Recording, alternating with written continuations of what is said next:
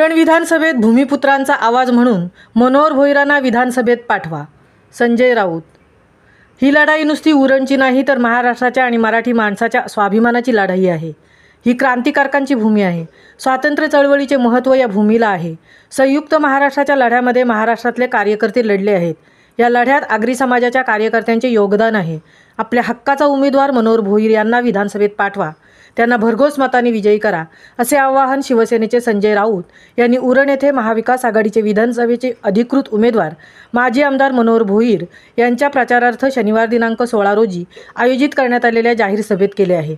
यावेळी महाविकास आघाडीचे उमेदवार मनोहर भोईर, कामगार नेते महेंद्र घरत, काँग्रेसच्या नेत्या हसीना समेत, राष्ट्रवादी काँग्रेसचे शरद पवार गटाचे भावना घाणेकर, शेका पक्षाचे राजेंद्र पाटील, शिवसेना उद्धव बाळासाहेब ठाकरे उपजिल्हाप्रमुख नरेश रहाळकर, शिवसेना उबाठा उरण तालुका प्रमुख संतोष ठाकूर, निशांत घरत, पाटील जयमुल्ला, सुधाकर पाटील यांची भाषणे झाली. तर व्यासपीठावर मिलिंद पाडगावकर, तामिळनाडूच्या कशिना विनोद म्हात्रे, JD जोशी, गणेश शिंदे, अपशा मुकरी, श्रुती म्हात्रे, BN डाकी, प्रकाश पाटील, मनोज भगत, डॉक्टर मनीष पाटील, महेश वर्तक, राजेंद्र भगत तसेच महाविकास आघाडीचे अन्य कार्यकर्ते उपस्थित होते.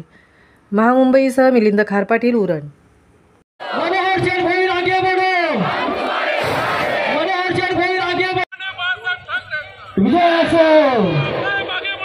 हम तुम्हारे साथ हैं.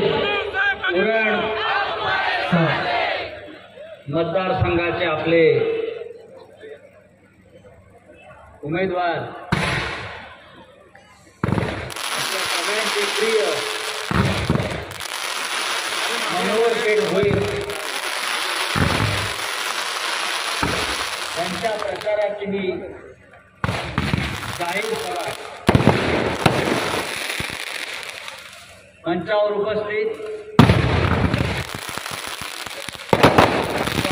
नेत्या श्रीमती सई ज्या खास तामिळनाडूहून इथे आलेल्या आहेत, महेंद्र शेठ घरत, राष्ट्रवादी काँग्रेसचे सर्व प्रमुख नेते,